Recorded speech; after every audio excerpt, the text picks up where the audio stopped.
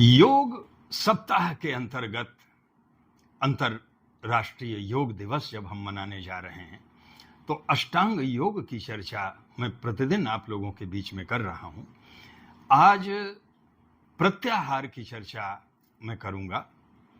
योग के अंतर्गत जो प्रत्याहार है इसकी साधना बहुत ही महत्वपूर्ण है, क्योंकि प्राणायाम से चित्त अचंचल हो गया, स्थिर हो गया। उस समय इंद्रियों को बाह्य विषयों से हटा करके अंतर्मुखी कर देना ही प्रत्याहार है। एक प्रकार से चेतना की अंतर यात्रा, बाहर न भटके। यह चित्त निरोध से इंद्रियों की जय की यात्रा है। फिर हम इंद्रियों के गुलाम बन करके नहीं रहते, मन के गुलाम बन करके नहीं रहते। इंद्रियाण्य पराण्याहु इंद्रियेभ्यो परम मनः मनसस्तु परा बुद्धि यो बुद्धिर परतस्तु सह।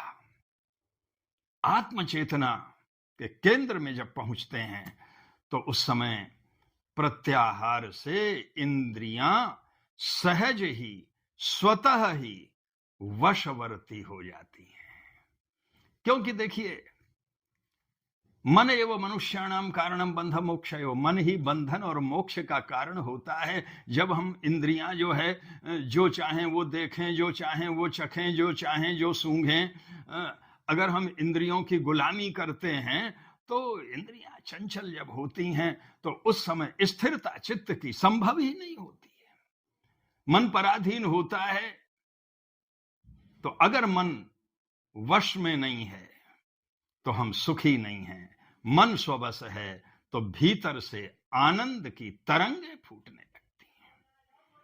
तो प्रत्याहार इंद्रियों को सहज और स्वतः वशवर्ती करने का एक प्रस्थान है, एक प्रयास है, एक अभ्यास है।